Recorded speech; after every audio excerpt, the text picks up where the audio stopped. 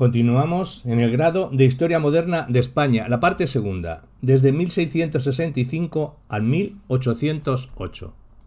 Y vamos a hablar de la revuelta de los grandes. La mayor parte de los ministros del rey aceptaron el decreto de que se les ordenaba despachar con Valenzuela, pero lo hicieron con renuencia y dos de ellos, el duque de Osuna y el conde de Peñaranda, se negaron a aceptarlo y se unieron abiertamente a la facción de los descontentos. Eran estos la alta nobleza castellana, ofendida en sus valores sociales por el predominio del advenedizo Valenzuela. Consideraban intolerable que sus intereses estuvieran a merced de un vulgar plebeyo. Su candidato para el cargo era don Juan de Austria, un hombre de sangre real, aceptable desde el punto de vista de su clase y que gozaba de gran popularidad. Y don Juan se convirtió en su portavoz. La nobleza se agrupó, constituyó un sólido grupo de oposición y dejó oír su voz. El 15 de diciembre de 1676 publicaron un manifiesto firmado por 24 miembros destacados de la nobleza, entre ellos don Juan de Austria, los duques de Alba, Osuna, Medina Sidonia, Arcos, Gandía, la duquesa de Infantado y los condes de Benavente y Monterrey.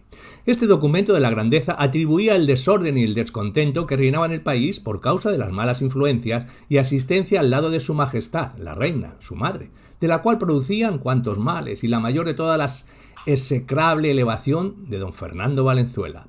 Exigía del rey separar totalmente y para siempre de la cercanía de su majestad a la reina su madre, aprisionar a don Fernando Valenzuela y establecer y conservar la persona del señor don Juan al lado de su majestad. Los firmantes se comprometían, por su honor de fe y palabra de caballero, a utilizar todos los medios posibles para alcanzar esos objetivos sin reserva alguna y a servir con sus personas, casas, rentas, estado, rentas y dependientes. Pero la unanimidad entre los grandes no era total. Uno de ellos, Pedro de Aragón, se negó a firmar el manifiesto porque le habían prometido un alto cargo y otros, como el duque de Medinaceli y el conde de Oropesa, se mantuvieron al margen porque no les agradaban las connotaciones políticas del documento y a la hora de la verdad las personas, las propiedades y los seguidores de los grandes no fueron suficientes o no fueron suficientemente movilizados para realizar un golpe de estado civil. En efecto, fue necesaria también la intervención del ejército, la actividad conspiradora de don Juan de Austria y el apoyo de las regiones. Don Juan de Austria gozaba de una cierta influencia en Aragón, una región a la que se había trabajado durante algún tiempo, presentándose como defensor de sus fueros y representante de sus intereses. Aragón estaba detrás de él y dispuesta a actuar. También gozaba de un gran apoyo en Cataluña, donde se le recordaba como el general que había contribuido a expulsar a los franceses, el hombre que había negociado unas condiciones favorables al llegar a su fin la revuelta catalana, y como el virrey que había mediado entre Cataluña y Madrid. A raíz de su visita, su siguiente, en 1668, don Juan de Austria había conseguido un grupo de apoyo en el Principado. Los catalanes, que aspiraban al crecimiento económico y veían sus esperanzas frustradas por Madrid, dirigieron la mirada hacia don Juan de Austria como el adalid, que obtendría nuevas victorias en beneficio de sus fueros y abriría nuevas vías para su comercio. Aunque no contaba con el apoyo específico de ninguna otra región en España, la aristocracia estaba de su parte. En este momento existía una posibilidad de que estallara la guerra civil, porque Valenzuela, a diferencia de Níjar, no era responsable ante una junta de gobierno y podía haber decidido el uso de la fuerza para defender su régimen. Pero no tenía el temple necesario para ello. Hizo cuanto pudo para asegurar sus riquezas y huyó al Escorial, en busca de su protección. Carlos II, aislado así entre sus consejeros y la aristocracia, escribió a don Juan de Austria invitando a acudir sin demora para ayudarme en esta crisis. Don Juan de Austria no necesitaba que le invitara, incitaba al país a la violencia dando vehementes instrucciones a sus partidarios. El 11 de enero de 1677, don Juan de Austria cruzó la frontera de Aragón y penetró en Castilla, al frente de un ejército de 15.000 hombres, del que formaba parte la aristocracia aragonesa, así como 18 grandes y muchos otros nobles castellanos. Como ejercicio de destitución de un primer ministro, este episodio fue uno de los más perentorios de la historia de España. Por su recurso a la violencia y al terror, la revuelta de don Juan de Austria y de la nobleza fue un auténtico golpe de Estado. Era la primera vez que un rey español moderno veía cómo le imponían un gobierno. A don Juan de Austria no hay que considerarle como un valido, ni tan siquiera como un primer ministro. No había llegado para aconsejar al rey, sino para coaccionarle, y ahora podía hacerlo porque contaba con lo que no había tenido en 1669 y el 75, el apoyo de la mayor parte de la aristocracia. Es cierto que don Juan de Austria fue aclamado por la multitud y que contaba con el apoyo popular, pero los sectores populares no constituían una base de poder. Lo importante era el apoyo de los nobles, que podían aportar soldados para el golpe y defenderlo. Para ellos, para quienes España era una extensión de sus propiedades, fue un atentado a su honor y su exclusivismo y su elitismo que el rey eligiera a su primer ministro no entre la clase dirigente natural, sino en las filas del pueblo llano o de los pobres. La durísima sentencia que se pronunció contra Valenzuela pretendía ser una advertencia contra cualquier nueva subversión de la estructura social. Los grandes no se rebelaron para restablecer la monarquía personal, ni para revitalizar el gobierno, conciliar, ni tampoco para erigir una barrera institucional contra el poder absoluto de un primer ministro. El nuevo líder fue saludado como un mesías político. De hecho, era un caudillo, un hombre fuerte, un distribuidor de mercedes, un gobernante que improvisaba porque vivía al día.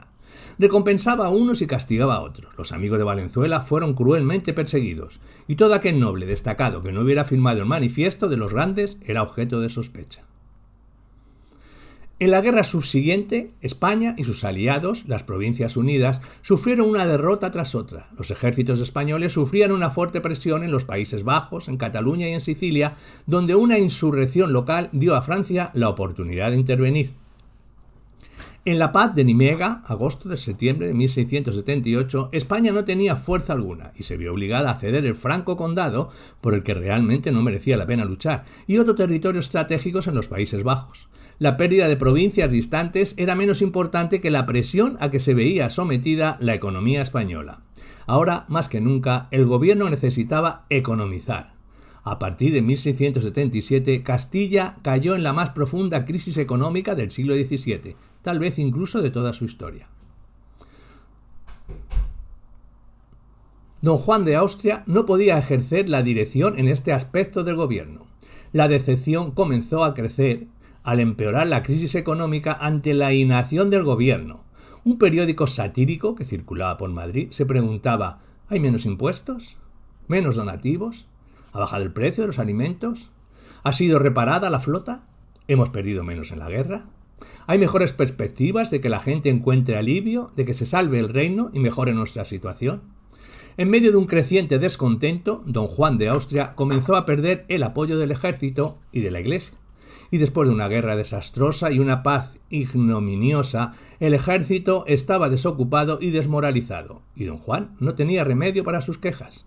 Mientras tanto, la jerarquía religiosa comenzaba a pensar de otra manera acerca de la misión mesiánica que habían atribuido al nuevo caudillo.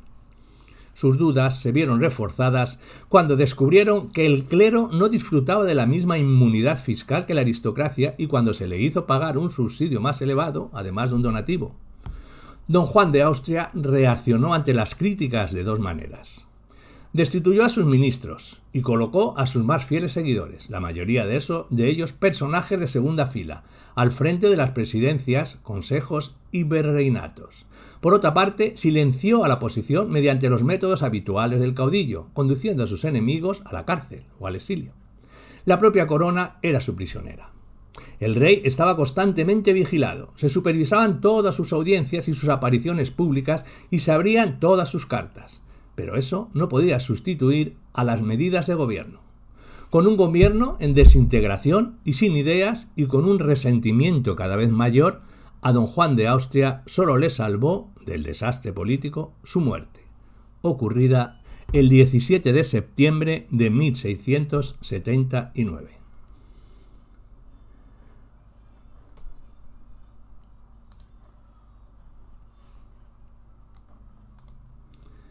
El retorno al gobierno. Si la caída de Valenzuela puso fin a la serie de validos del siglo XVII, la muerte de don Juan de Austria acabó con el breve experimento del caudillismo en España. Entre 1680 y 1691, el gobierno español fue reconstruido sobre unos cimientos más sólidos y, a pesar de la falta de dirección de los últimos años de gobierno de los Austrias, dejó como legado una administración mejor organizada. Carlos II no contribuyó en nada a este progreso. Ocasionalmente se ocupaba de los asuntos políticos en los escasos momentos en que mejoraba su salud, pero en general su anormalidad física y mental significó que el gobierno recayera en otras manos. Fueron estos primeros ministros no válidos, pues paradójicamente para abdicar la responsabilidad de un válido del rey necesitaba dosis de determinación para sostener a su favorito frente a la oposición. Los nuevos primeros ministros alcanzaron el poder no por designación personal del monarca, sino a través de una intensa intriga política. Los candidatos que lo conseguían lo hacían en función de un compromiso entre las necesidades del gobierno y las exigencias de la aristocracia. Por consiguiente, combinaban algunas cualidades de hombres de Estado, exigencia mínima en un país que se hallaba en una situación de depresión, y la posición social, condición para que fueran aceptados por los nobles. No eran esclavos de su clase, pero tenían que actuar dentro de la estructura social existente, y esto era inevitablemente un obstáculo para la reforma. Tras la muerte de don Juan de Austria, llegó algún tiempo conciliar los diferentes intereses y encontrar un primer ministro aceptable para la aristocracia, para la administración y para las dos reinas, la madre y la esposa de Carlos II. Finalmente, el 21 de febrero de 1680, el rey nombró al duque de Medinaceli, afirmando: «He reconocido que la formalidad del gobierno de mi monarquía y las ocurrencias de ahora necesitan de un primer ministro». Medinaceli, uno de los grandes de España, más acaudalados, era un hombre sin pretensiones y sin inspiración, con una cierta experiencia administrativa como presidente del Consejo de Indias. No estaba vinculado exclusivamente a los intereses nobiliarios, no había firmado el Manifiesto de los Grandes en 1676 y no pretendía ser el salvador de la nación. Para él, su deber era mucho más simple: descargar al rey de todas las responsabilidades del gobierno, utilizar la administración para garantizar la ley, el orden y un cierto sentido de dirección, y en especial, conseguir que el país superara la gran crisis económica en que se hallaba inmerso desde 1677. Continuó con la dura política deflacionista diseñada por la administración financiera, pero no pensó solo en el control económico, que desde luego era necesario. En un intento de revitalizar la economía, nombró a un nuevo presidente para el Consejo de Hacienda, Carlos Herrera, antiguo consejero de Indias y de Castilla, gobernador de Sevilla y hombre familiarizado con los problemas económicos y los intereses mercantiles. Medinaceli hizo gala de un interés por la reforma comercial y colonial que no era muy habitual en la alta aristocracia y que no había sentido sus predecesores. Reforzó aún más su administración incorporando a ella a José de Beita Linaje, antiguo tesorero de la Casa de la Contratación, secretario del Consejo de Indias y autor de un célebre tratado sobre el comercio americano. Desde su supuesto secretario de Despacho Universal, al que accedió en abril de 1682, Beita Linaje fue como una especie de asesor especial del primer ministro sobre los posibles planes para revitalizar el comercio colonial y sus rendimientos. Por primera vez, después de varias décadas, era el gobierno y no solo la burocracia el que demostraba ser consciente de los problemas y estar ansioso por resolverlos. El tejido de la vida española estaba demasiado exhausto como para que fuera posible conseguir un súbito rejuvenecimiento. Lo más que la administración de Medinaceli pudo hacer fue aportar estabilidad política, incorporar nuevos talentos a las tareas de dirección y elevar el nivel del gobierno. Hacia 1684, Medinaceli vivía más de las promesas que de las realidades y había agotado ya el crédito que le concedieron sus patrocinadores. Por consiguiente, aceptó compartir la carga con alguien más. En junio de 1684, el conde de Oropesa, miembro del Consejo de Estado desde 1680, fue nombrado presidente del Consejo de Castilla. Oropesa tenía la talla suficiente como para convertir ese nombramiento en un auténtico gobierno conjunto y con el apoyo caprichoso de las dos reinas y los aristócratas decepcionados desplazó gradualmente a Medinaceli, el cual dimitió en abril de 1685. Pero lo cierto es que Oropesa estaba más preparado para el cargo que ningún otro candidato. Entre las necesidades del gobierno y las exigencias faccionales parece que su nombramiento inclinó la balanza hacia aquellas. Era un hombre de ideas, capaz y enérgico, y cuyo único inconveniente aparente era tener una esposa sumamente ambiciosa. Oropesa era partidario de aplicar una política de reforma fiscal, administrativa y eclesiástica y estaba dispuesto a revitalizar la economía mediante una moderada inflación. Influido por el sistema francés del gobierno y desconfiando de la eficacia del Consejo de Hacienda, asignó los asuntos fiscales a un nuevo departamento, la Superintendencia de Hacienda. Así, Oropesa y los Vélez dieron un nuevo impulso a la reforma fiscal, cuyo objetivo no era solo reducir el déficit presupuestario crónico, sino también introducir una cierta medida de justicia social en la fiscalidad. Pero se aplicaron una serie de medidas secundarias y el reajuste monetario permitió una cierta mejora de la economía. Oropesa, al ver frustrados sus intentos de reforma financiera, dirigió su atención a la reforma de la burocracia y de la Iglesia. El problema en ambos casos era el número excesivo de sus miembros. y a iniciativa suya, una junta especial investigó el poder de la Inquisición. Esa comisión criticó la excesiva jurisdicción y los exagerados privilegios e inmunidades del tribunal y recomendó que no se decretaran penas de excomunión por razones temporales, que pudieran existir derecho de apelación ante los tribunales seculares contra las sentencias injustas, que se definieran más estrictamente los fueros de tribunal y que se investigaran sus fraudes fiscales. Amenazar a la aristocracia con impuestos, a la Iglesia con reformas y a la burocracia con una reducción del personal que la componía entrañaba enfrentarse con los sectores más poderosos de la sociedad española.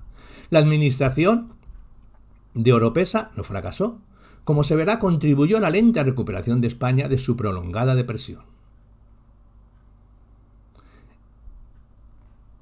Después de la caída de Oropesa, el gobierno quedó a la deriva, sin un primer ministro. La reina Mariana, apropiándose la soberanía que correspondía a su esposo, introdujo a sus propios clientes en el Consejo de Estado. En la secretaría del despacho situó a un individuo particularmente rudo y servil, Juan de Angulo, a quien apodaban el Mulo. A este le sucedió otro cliente de la reina, aunque más presentable, Alonso Carnero. Además, colocó en uno u otro puesto a una serie de ambiciosos consejeros alemanes, pero también era necesario contentar a la aristocracia castellana. Uno de los mayores obstáculos para la recuperación de España durante la segunda mitad del siglo XVII fue el imperialismo francés. Cualquier vecino de Francia corría el riesgo de ser agredido, pero España era especialmente vulnerable porque estaba expuesta en diversos frentes. Desde el punto de vista territorial, no experimentó pérdidas de importancia ante los ataques a Luis XIV, aunque éste redujo sistemáticamente sus posesiones en Renania y los Países Bajos y lanzó repetidos ataques en el norte de Italia y en Cataluña. En 1696 y 97, nadie dudaba de que Carlos II le quedaban tan solo algunos años de vida y que moriría sin sucesión. Era necesario buscar un heredero para España y para su imperio. El problema sucesorio dominaba por completo la vida política del país y sumía al gobierno en la inacción total. En efecto, la verdadera prueba de fuego para la monarquía era la sucesión y sobre ella pesaba una profunda incertidumbre. Los dos aspirantes más serios eran Francia y Austria. La primera por el matrimonio de Luis XIV con la infanta española María Teresa y la segunda por el matrimonio del emperador con Margarita Teresa.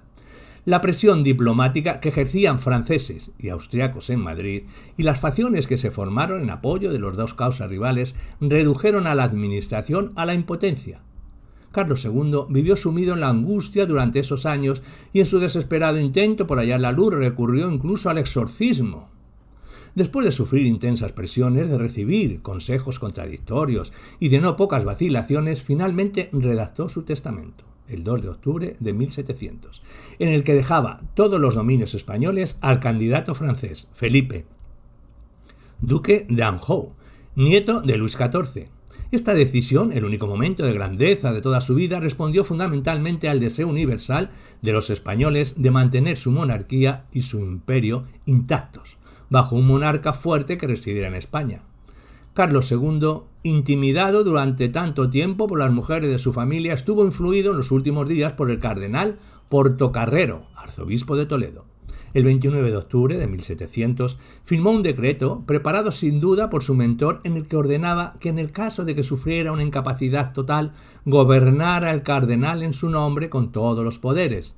Pero Portocarrero solo disfrutó de su poder durante 3 días. El 1 de noviembre moría Carlos y al día siguiente, mientras esperaba la llegada del nuevo monarca, se creó una junta de gobierno.